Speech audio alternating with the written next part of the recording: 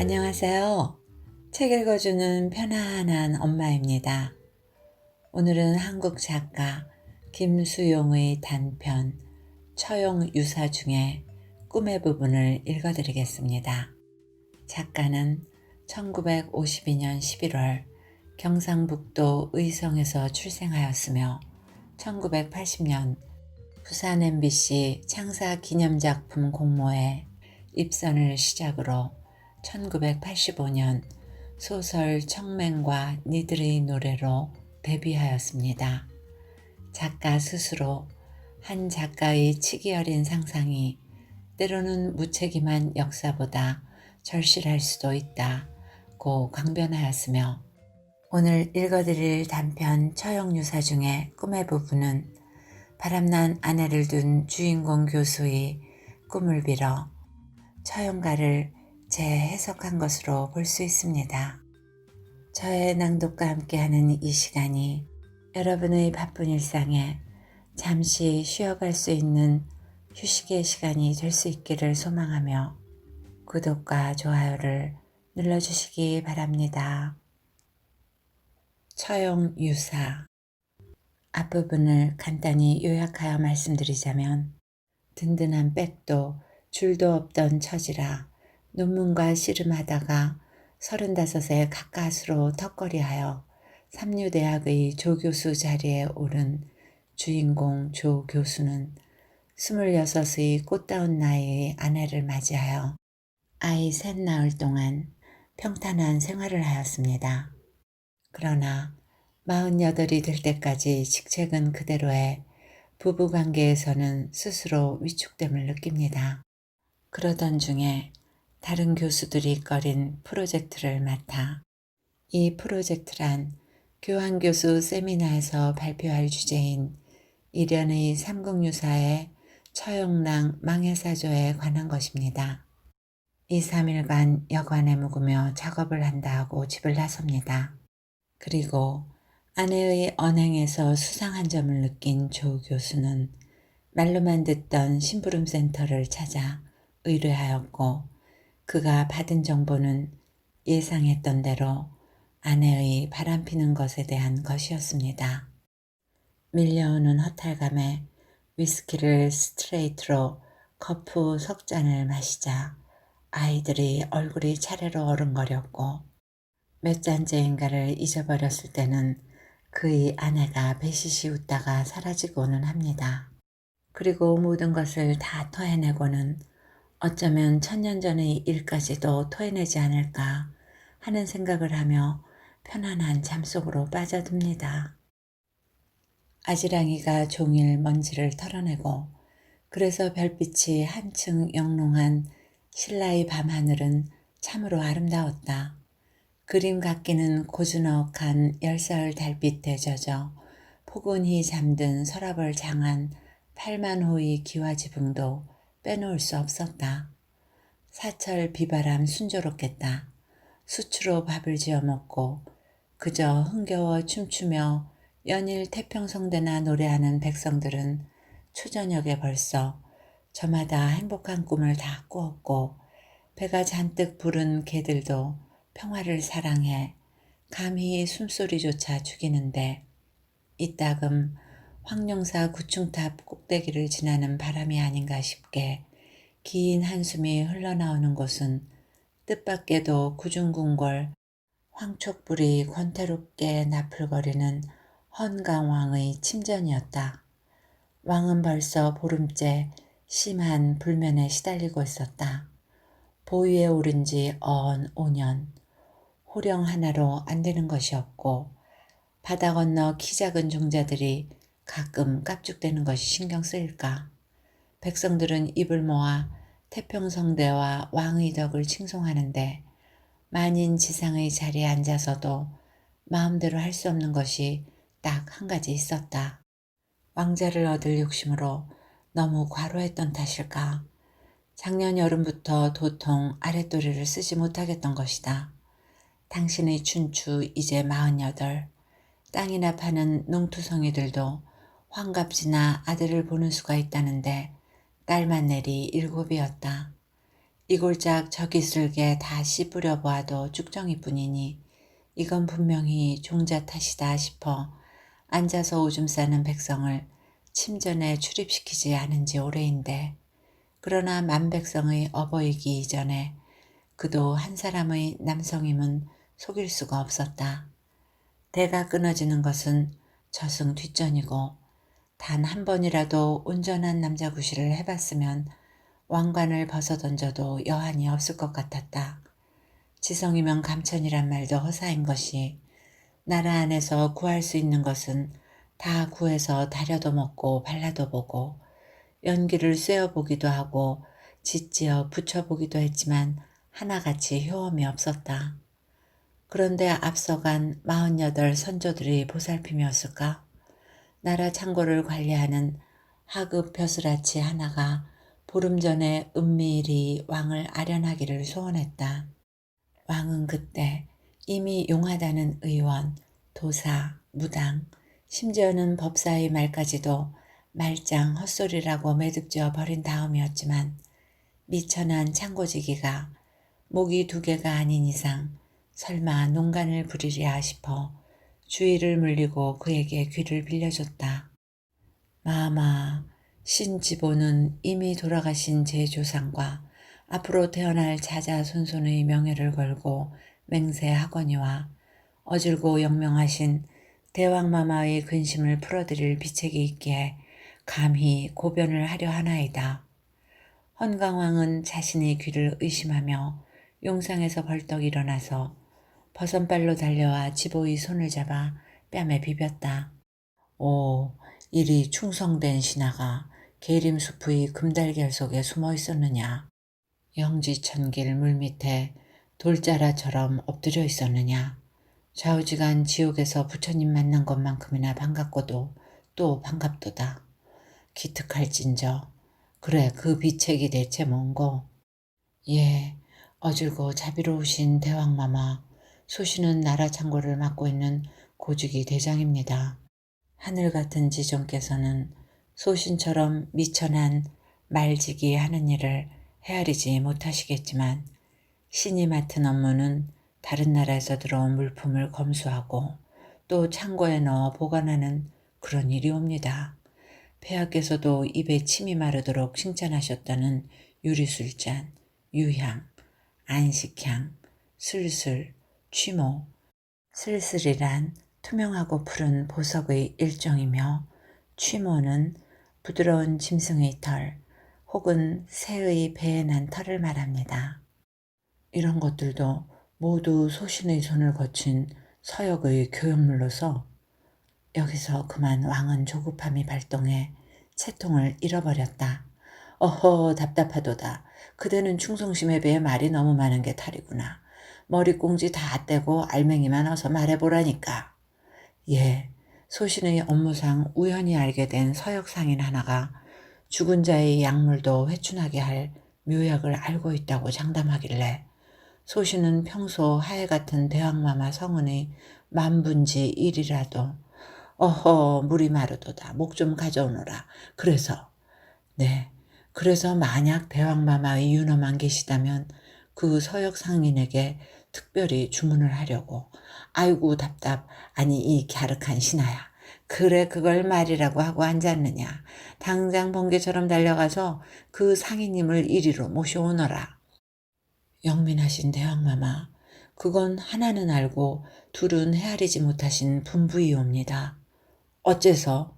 마마의 춘추 아직 한창이온데 만에 하나 벌써 구실을 못한다는 소문이 고을마다 파다해 보십시오. 일어서는 것이 사람뿐이겠습니까? 그러하오니 마마, 부디 조급하시더라도 만사 소신에게 맡겨두시면 앞으로 1달 보름 후에는 틀림없이 그 묘약을 대령에 올리겠나이다. 너는 정말 마음에 들다가 가끔씩 안 들다 하는구나. 그래, 자네의 말에도 일리는 있다. 그러나 내일이면 내일이지 1달 보름은 또 뭐냐. 설마 짐이 쌀이 꼬챙이처럼 말라 죽는 것을 구경하려는 음흉한 술책이 숨은 것은 아니겠지. 현명하신 대왕님이요, 다시 이를 말씀입니까? 그 보물은 불경처럼 당나라에서 가져올 수 있는 물건도 아니오. 땅을 파서 구할 수 있는 샘물도 아니지 않습니까? 소신도 직접 가보지는 못했지만 산 넘고 물 건너 사막을 지나 사라센이란 나라에 그 신비한 약이 있답니다. 만약 너그러우신 대왕마마께서 천금을 아끼지 않으신다면 지금 당장 서역상인은 비호보다도 더 빨리 말을 달려 햇님을 이정표로 삼고 달림을 등불로 의지해 사라센으로 간다 해도 육로에 한 달, 그리고 순풍에 돛을 달아 약을 싣고 오는데 보름. 이래도 소신의 말씀이 새치 혀끝으로 마마를 농간하는 늙은 대신들과 같사옵니까? 오냐 오냐 알았다. 경의 충성심은 내 자손만대 유언으로 물려가며 기를 테니 나라 창고의 물건 아니다 아니다. 이 서라벌을 다 주는 한이 있더라도 그 서역 상인이 부르는 대로 값을 후히 주고 사라센인가 아라센인가 그리로 급히 떠나보내도록 하라. 그리고 대체 짐의 눈이 어두웠느냐 너희 관운이 부족했느냐 그대 같은 인재가 고작 창고직이나 하고 있었다니 이것은 정녕 나라의 수치로다. 이번 일만 잘 되면 너를 내 동서로 삼을 테니 일각도 지체 말고 어서 나가 보도록 하라. 헌강왕은 지존의 채무도 잊어버리고 궐문까지 따라 나가 2번 3번 실수 없기를 당부하였다. 하루가 여삼출하더니 손을 꼽고 발가락까지 꼽아가며 기다린 그날이 내일. 아무리 동아줄을 꼬아 신경을 만든 사람이라고 해도 쉽게 잠을 이룰 재주는 없었다. 더구나 보름 동안 독수공방을 해온 왕은 어서 날이 밝도록 계림에 가서 닭 대신 목을 길게 빼고 꽃기어 울고 싶은 심정이었다. 기다렸던 날이 밝자 왕은 수라도 거르고 행차 준비를 독려했다. 벼락 출세도 정도 문제지. 자식이 둘이나 있는데 죽음과 동서가 되기는 아무래도 곤란하다는 창고지기에 수행비서라고 할 수 있는 일관의 직함을 주고 그가 미리 짜놓은 각본에 따라 갑작스런 나들이 구실을 계변 천신에 고사를 드리러 가는 것으로 잡았다. 머리 조아려 묵묵히 듣고 있던 대신들 가운데는 나라가 이리 태평한데 고사는 무슨 새삼스러운 고사냐고 투덜거리기도 했지만 왕은 대궐 용마루가 들먹거릴 만큼 크고 분명한 어조로 신하들의 입을 막았다. 경들은 대체 무슨 잠꼬대를 하는 거요? 지금이 분명 태평세월이긴 하나 큰 바람 불어오기 전의 바다가 오히려 잔잔한 법이요. 바다 건너 동쪽 왜구들의 동태도 살필 겸 변경 백성들이 사는 양도 돌아보고 겸사겸사 이 태평성대가 자자손손 이어지라 계변천신에게 고사를 드리러 간다는데 그 무슨 오두방정이요. 지금 이 시간 이후부터 구린 입이라도 들먹거리면 그때는 불경죄의 차원을 넘어 사상범으로 엄히 문초할 거요. 그리 알고 과인이 서라벌을 비우는 동안 나라 일이나 잘 보살피도록 하시오. 첫설이 맞은 호박잎 마냥 시들시들해져 가던 왕이 그렇게 강경하게 나오자 감히 고개를 숙이지 않는 자가 없었다. 수행원을 줄인다고 줄였지만 가마꾼 8배, 호위대장과 군졸이 10, 영문을 모른 채 출장길에 오른 제관과 일관 지보. 이렇게 어마어마하다면 어마어마한 대왕의 행차가 궐문을 조심스럽게 빠져나갔다. 표면상으로야 울주, 지금의 울산의 계변천신에게 고사를 드리러 가는 것으로 되어 있지만 도둑이 제발 저리다고 서역 상인과 접선을 하러 가는 주제에 아무리 산천초목을 쥐었다 놓았다 하는 왕이기로 거들먹거릴 염치가 없었기 때문이었다. 그런 사정을 헤아릴 까닭이 없는 제관은 울주의 학성에 올라 목을 가다듬고 새삼 의관을 정제한 다음에 가장 구성진 목소리를 골라 계변 천신에게 고하기 시작했다. 아득한 천년 고군에 우뚝 서 있는 외로운 성은 오직 신령이 진압하심이라. 행인이 감히 침도 뱉지 못합니다. 본래 하늘에서 정령이 내려오신 것이니 어찌 도깨비나 산신령에게 빌겠습니까? 사녀들이 분주히 복을 빌어 아침에 고하면 저녁에 보응하거든 어찌 안연히 구원하지 않으시겠습니까?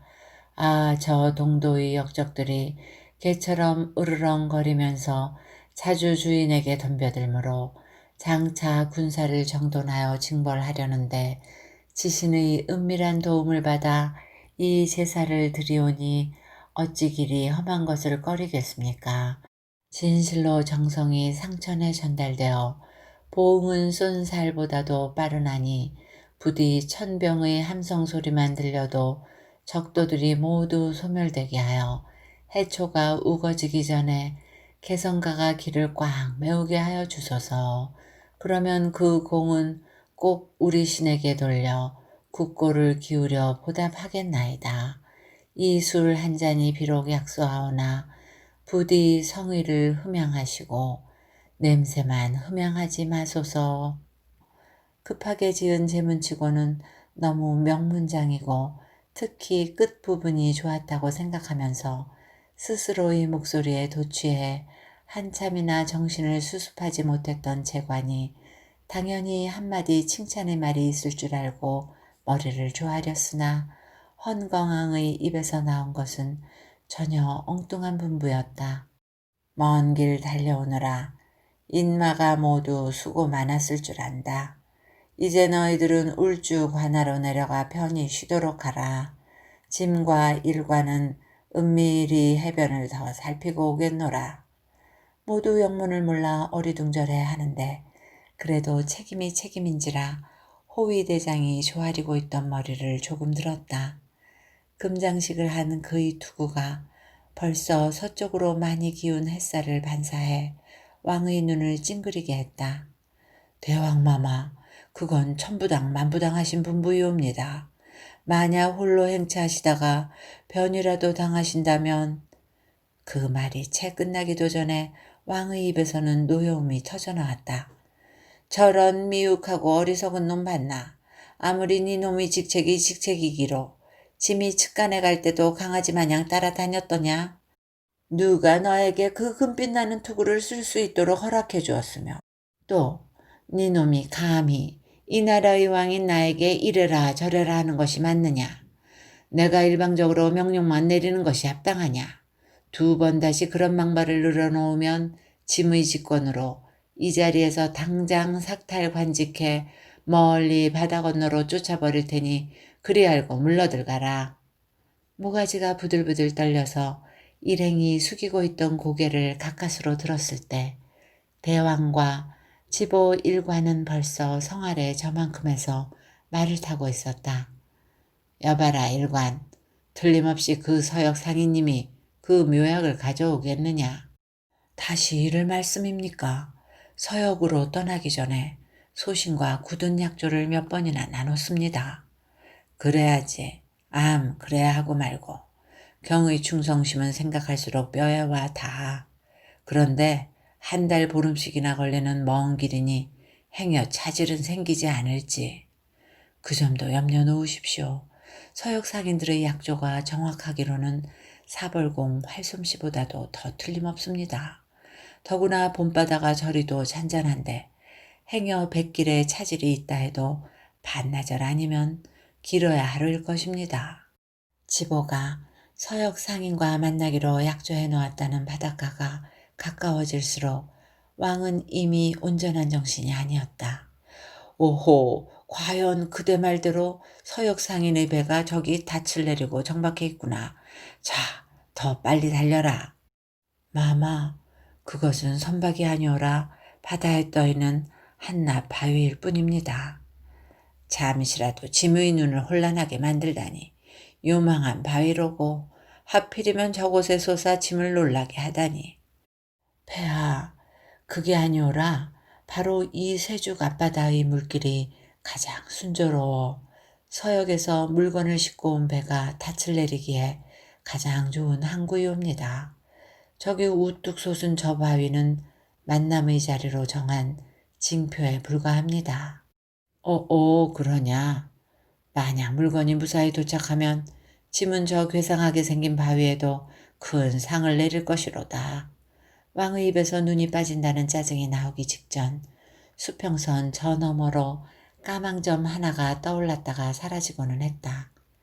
여봐라 지보, 경의 눈에도 저기 저 물체가 보이느뇨? 예, 신도 진작부터 지켜보고 있사옵니다. 기특한지고 기특해. 왕은 기대에 가득 찼으나 막상 배가 그 모습을 드러냈을 때는 조금 실망하지 않을 수 없었다. 망망대해를 헤쳐온 배치고는 너무나 초라한 범선이었기 때문이었다. 모선에서 쪽배 하나가 내리더니 한 사나이가 그 쪽배를 저어왔다. 왕은 배에서 내린 서역인의 손을 덥석 잡았다. 오, 그대야말로 공신 중이 공신, 망고의 그 이름이 길이 빛날 충신이로다. 그래, 그 묘약은 가져왔느뇨. 그러나 안타깝게도 키만 멀쑥 큰 이 서역이는 애타는 왕의 말을 한마디도 알아듣지 못하는 모양이었다. 대화는 일관지보의 어설픈 통역으로 이루어졌다. 서역이는 알았다는 듯이 호주머니 속에서 주둥이를 밀봉한 2개의 조그마한 유리병을 끄집어내었다. 그의 설명으로는 왼쪽 것은 코끼리 쓸개를 코브라의 이빨에서 뽑은 독즙에 3달 열흘 동안 술 담아둔 것이고 또 한 병은 100년 동안 총각으로 늙은 방울뱀 순놈의 몸에서 나온 진액 같은 것인데 만약 효험이 없다면 돈을 안 받아도 좋다는 결론을 내렸다. 창고지기를 통해서 코브라니 방울뱀이니 하는 것이 결국 이름만 다르다 뿐이지 남산에만 올라가도 지천인 뱀이라는 소리에 왕은 저기 실망했다. 여봐라 지보, 혹시 우리가 지금 국제사기극에 말려드는 것은 아니냐? 뱀으로 말하자면 무자수에서 살모사, 독사, 능사, 7.4, 은사, 백사, 율목이에 이르기까지 날로 회도 처먹고 고아도 먹고 술도 담아 먹었느니라. 그런데 저 서역인의 이야기인즉 수륙만리를 달려가 기껏 구해왔다는 것이 뱀이라는 결론이 아니냐. 또 있다. 짐은 진작에 저작자의 용모부터가 마음에 들지 않는구나. 곱슬곱슬한 머리털이야 그쪽 지방의 가뭄미심에 배에 뒤틀렸다 해도 새파란 저 눈알은 고양이와 사촌이냐. 남녀를 불문하고 광대뼈 툭 붉어져 팔자 안 거센 자 없고 거기다가 아래턱이 저리 길고 뾰족하니 복이라고는 젓가락으로 집을 것도 없어 보이는구나. 만에 하나 일이 잘못될 시 경과 저자의 모가지는 염라대왕의 삼촌이라 해도 다시 살려내지 못하리라. 지보는 두뇌 명석한 사람이었다.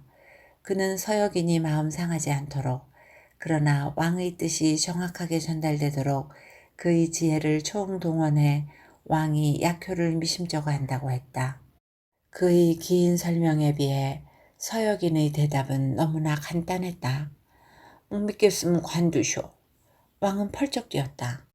아니 여보게, 짐이 그대를 못 믿어서가 아니라 세상이 원체 못 믿을 세상이니까 그렇지. 내 청금을 사기당하는 것은 아깝지 않으나 만에 하나 잘못되는 경우 짐의 실망이 너무 클까 그것이 두려워 한 소리니 부디 마음을 푸오. 서역이는 우락부락한 생김생김과 달리 심성이 유순한 사람이었다. 그럼 약효가 입증될 때까지 내가 담보로 잡혀있으면 될 것 아뇨. 허허, 그거 참 묘책 중에서도 상책이로고. 한낱 상인의 머리가 저리도 비범하니 서역의 문물이 당연히 우리보다 앞설 수밖에. 내 당장 저 서역인을 궁으로 데려가 지미 약재를 복용할 동안 주지육림 속에다 푹 파묻어 모실 것을 1월 성신 앞에서 엄숙히 맹세하노라. 그런데 가만히 있자. 타고 온 말이 두 필뿐이니 어쩐다. 옳지. 지보경, 그대가 충성심도 보일 겸 양보를 하면 안 되겠느냐. 발칵 솟는 성질을 재빨리 다스릴 줄 아는 지보는 역시 보통 사람이 넘었다. 네, 마마, 그건 어렵지 않은 일이오나 소신 진작부터 참으로 염려되는 일 한 가지가 있나이다.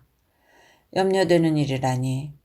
마마께서도 보시다시피 저 서혁이의 용모부터가 저리도 괴상망측하니 아무 구실 없이 궁궐로 들였다가 만약 대신들이 들고 일어나면 그 일은 어쩌시렵니까?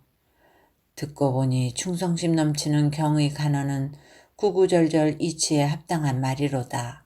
그래 무슨 묘책이 없을꼬. 예 마마, 장수나자 욕만 한다고 묘약을 구했는데 어찌 묘책이 없겠습니까? 답답하구나. 얼른 쓸 말만 아뢰어라. 네, 대왕마마의 너그러우심을 믿고 감히 한 말씀 올립니다만 저 서혁인을 동해 용왕의 아들로 만드는 것입니다. 뭐시라고? 방금 경의 입에서 나온 말은 분명 온전한 정신으로 뱉은 소리렸다. 다시 이를 말씀입니까? 저자를 동해 용왕의 일곱째 아들쯤으로 만들자 이 얘기입니다. 이유야 어디에 있든 간에 그건 안 될 소리로고. 사람의 형상에서 태어난 인자가 더구나 저런 서혁인을 용자로 만든다니. 날아가는 벼락을 달려가 맞을 소리로다. 어지신 대왕마마, 마마의 한없이 넓은 마음을 헤아려 볼 때 눈물이 먼저 앞을 가리오나 대왕마마의 옥체는 사사로운 홀몸이 아니오 만 백성의 지존이시옵니다. 외람된 말씀이오나 공주만 내리 일곱을 보셨으니 어찌 묘약을 구함이 묻 백성의 양기 돋우는 일과 비길이오. 대왕마마 춘추 한창이온데 불경한 무리들이 후사가 없음을 빙자해 벌써부터 움직임이 심상치 않는 걸로 아옵니다. 선대에 세 분의 여왕마마가 없었던 것은 아니나 불충한 무리들이 무슨 계교를 꾸밀지 누가 헤아리겠습니까? 그러하오니 마마, 신 지보가 눈물을 머금고 드리는 이 피 끓는 충정을 헤아려 외람되고 황송되어나 귀 좀. 경의 충성심이 그러할진데 귀가 아니라 그보다 더한 것인들 못 빌려주겠느냐. 주저하지 말고 마음속에 있는 것을 낱낱이 아뢰도록 하라. 행여 경이 헛소리를 한다 해도 오늘만큼은 과인이 허물지 않겠노라. 어서. 네 마마 그럼. 일관 지보의 이야기를 듣는 헌강왕의 용하는 구름에 잠시 가렸던 보름달 비껴 나오듯이 점점 환해져 드디어 그의 입에서는 너털 웃음이 터져나왔다. 허허, 그러니까 짐이 개변천신에서 고사를 들이고 외구의 동태도 살필 겸 잠시 이 바닷가를 거니는데 호련 자욱한 운무가 앞을 가리고 드디어는 하늘의 해가 자취를 감추니 짐이 이 무슨 명계냐고 일관인 경에게 물음에 경은 대답하여 가로되 마마, 이것은 동해용의 조화가 분명하오니 그를 위하여 좋은 일을 베풀겠다고 약속을 하면 반드시 풀릴 것입니다. 그 말을 들은 과인은 주저하지 않고 이 근처에 절을 세우라고 명한다. 그 말이 떨어진과 동시에 운무는 씻은 듯이 사라지고 조금 전에 서혁인이 표적으로 삼아 배를 저어왔던 저 바위 밑에서 동해용이 일곱 아들을 데리고 나와 과인의 덕을 칭송하며 춤을 춘다. 이 말이렸다. 짐은 동해용과 교분의 증표로 일곱 왕자 중 막내를 택하니 그가 바로 저기 눈만 멀뚱거리며 서 있는 서혁인이란 말이지. 허허, 참으로 그럴듯한 얘기로고 제갈량이 살아오고 조조의 꾀를 보탠들 경의지혜를 능가할 소냐. 허허허. 현명하시고 자비로우며 그 덕이 일월보다도 크신 대왕마마여.